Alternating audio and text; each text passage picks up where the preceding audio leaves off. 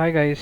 तो इस वीडियो में देखेंगे हम लोग कंपैरिजन ऑपरेटर्स। ओके, तो कंपैरिजन ऑपरेटर्स ज़्यादा करके हम लोग कंडीशनल स्टेटमेंट्स में यूज़ करते हैं, जैसे इफ एल्स वगैरह, लॉजिकल स्टेटमेंट्स में। ओके, तो उसमें ज़्यादा करके ये सारी चीज़ें यूज़ होती है, ये ऑपरेटर्स। तो इसके लिए ये जानना आपको बहुत ज़रूरी है। ओके, तो चलिए शुरू करते हैं। तो मैं यहाँ पर एक काम करता हूँ, एक वेरिएबल बना लेता हूँ। a इक्वल टू मैं लिखता हूँ 10, और यहाँ पर मैं लिखता हूँ b इक्वल टू 15।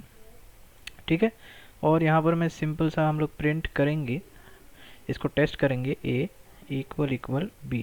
ठीक है, हम लोग पहला वाला ऑपरेटर देख रहे हैं, जिसका ये यहाँ पर जो दिखाई दे रहा है डबल इक्वल टू, ये चीज़ हम लोग यहाँ पर देख रहे हैं। ठीक है, तो देखिए यहाँ पर सिंपल सा एक वेरिएबल है, इसमें वैल्यू डाली है 10 और इसमें वैल्यू है 15।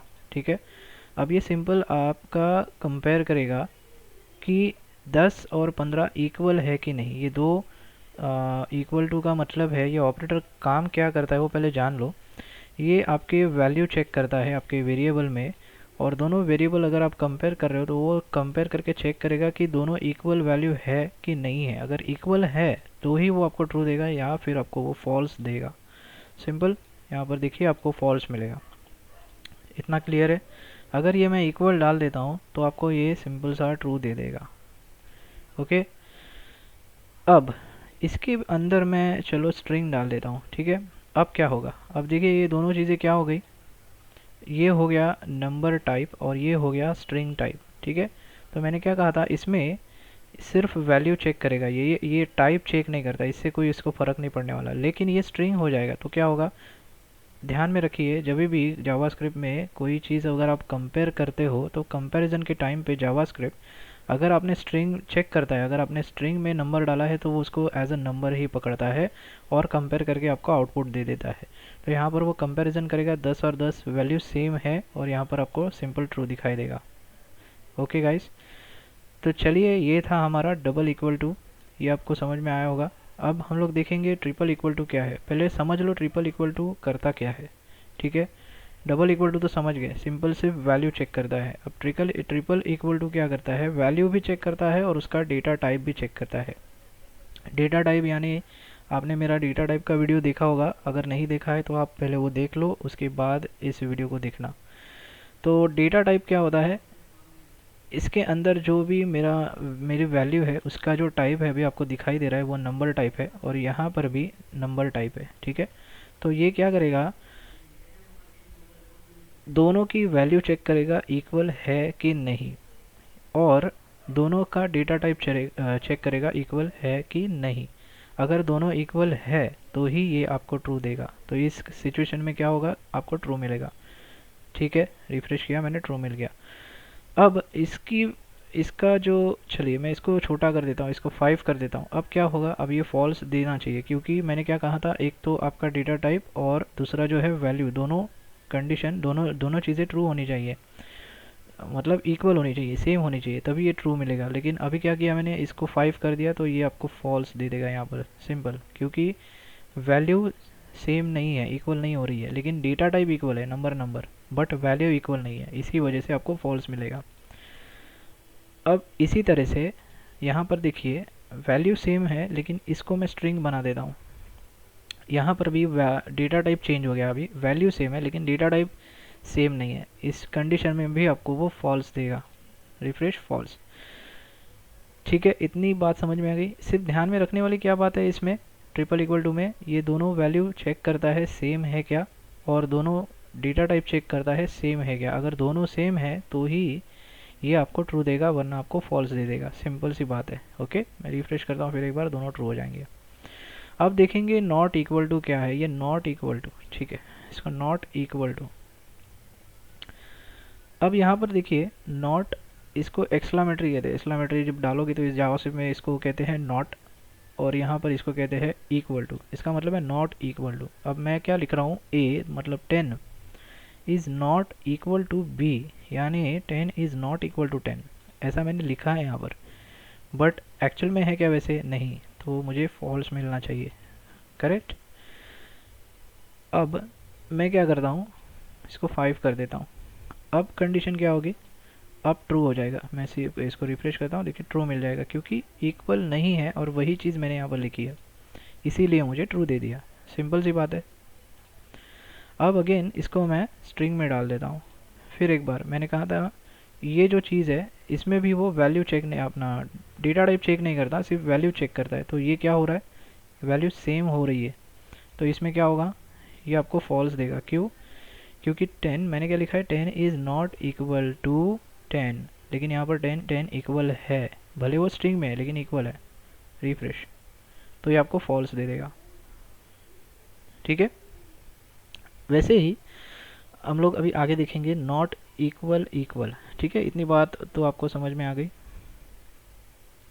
अब नॉट इक्वल इक्वल में क्या है, ये थोड़ा सा ध्यान दीजिए। यहाँ पर मैं और इसको 10 कर देता हूँ। ठीक है, इसमें वो क्या करता है, देखिए इसमें मैंने क्या कहा था, वैल्यू और टाइप दोनों सही है तो ट्रू देगा। इसमें वैल्यू या फिर टाइप दो में से एक सही है तो ट्रू देगा, यही डिफरेंस है। ठीक है, अब इसमें देखिए वैल्यू भी सेम है, टाइप भी सेम है, और मैंने लिखा है सेम नहीं है करके, वैल्यू भी सेम नहीं है और टाइप भी सेम नहीं है।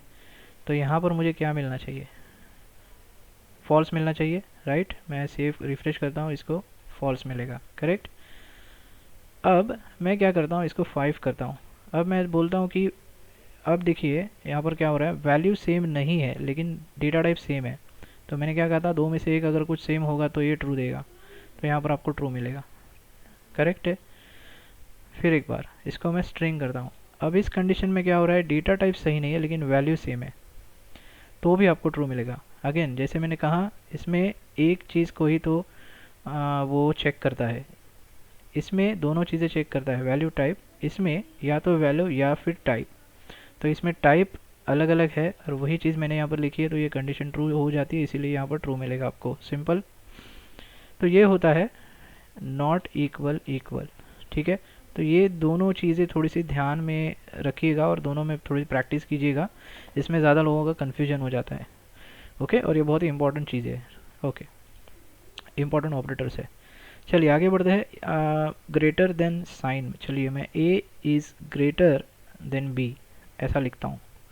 अब पहले इसको मैं 10 कर लेता हूँ। ठीक है, अब देखिए यहाँ पर, चलिए मान लो 5 कर दिया मैंने, तो सिंपल सा आपको पता है a में 10 है, b में 5 है, तो 10 इज़ ग्रेटर देन 5, ये आपका ट्रू हो जाएगा। Refresh, true.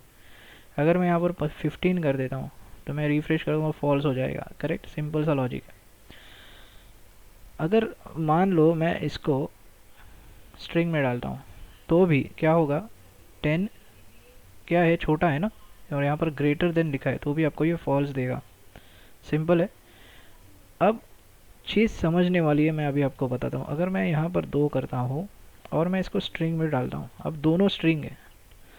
अब थोड़ा ध्यान दीजिए, देखिए अब मैंने क्या है, दोनों स्ट्रिंग लिखी है। अब इस कंडीशन में क्या होगा, इस कंडीशन में ये जो है ये ट्रू हो जाएगा। कैसे, देखिए जब कभी भी आप दो स्ट्रिंग कंपेयर करते हो और स्ट्रिंग के अंदर आपने नंबर डाला हुआ है, तो वो ये जो है पहला वाला नंबर जो है वो कंपेयर करता है इससे, तो ये 2 है और ये क्या है, 1 है, तो 2 बड़ा होता है 1 से, ये अल्फ़ाबेटिकली लेता है। अगर जब दो स्ट्रिंग आते हैं तो ये अल्फ़ाबेटिकली कंपेयर करता है, देखिए।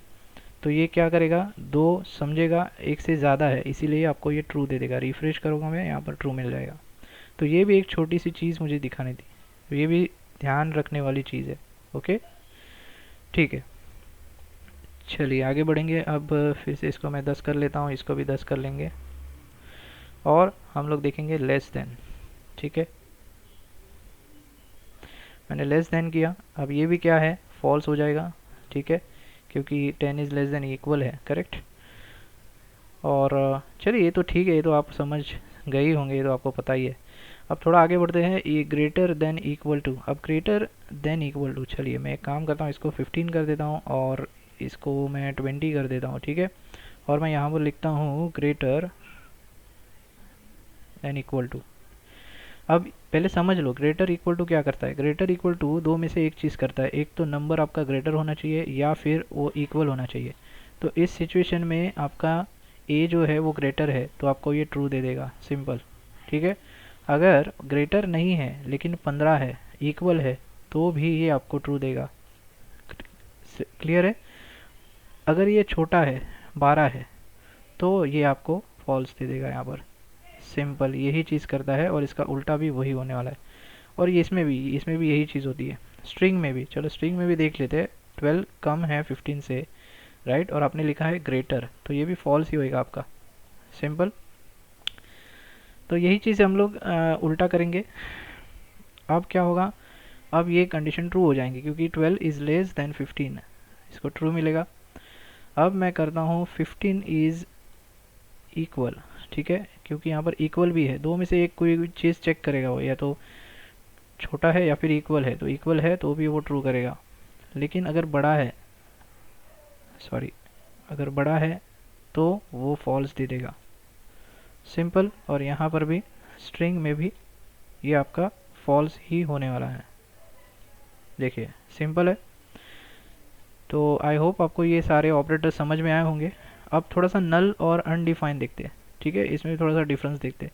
डेटा टाइप्स के मेरे वीडियो में आपने देखा होगा नल और अनडिफाइन क्या होते हैं, वो मैं डेटा टाइप्स अभी समझाने नहीं वाला हूँ, मैं सिर्फ आपको बता रहा हूँ नल क्या है, एक डेटा टाइप है, उसका कंपैरिजन करेंगे अब हम लोग अनडिफाइन से।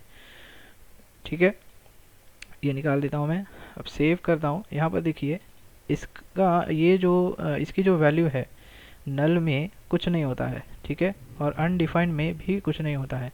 तो जैसे मैंने कहा था क्या, डबल इक्वल टू अगर डालोगे तो सिर्फ वैल्यू चेक करता है, तो दोनों में कुछ नहीं है, इसके लिए वो ट्रू दे देगा आपको। रिफ्रेश करोगे तो आपको ट्रू मिल जाएगा। लेकिन अगर आप ट्रिपल इक्वल टू डालोगे तो वो टाइप भी चेक करेगा। वैल्यू तो ठीक है ट्रू है, लेकिन टाइप क्या ट्रू है नहीं, क्योंकि नल का जो टाइप है वो ऑब्जेक्ट होता है और इसका जो टाइप है वो अनडिफाइन होता है, इस वजह से आपको ये फॉल्स दे देगा। ठीक है, तो ये भी एक छोटी सी चीज़ मुझे आपको दिखानी थी यहाँ पर। तो I hope guys comparison operators आपको समझ में आए होंगे। अगर फिर भी कुछ समझ में नहीं आ रहा है तो मुझे आप कमेंट बॉक्स में पूछ सकते हो, उसका आंसर मैं आपको ज़रूर दूंगा। तो बस इस वीडियो में इतना ही गाइज, मिलते हैं अगले वीडियो में। Thanks for watching.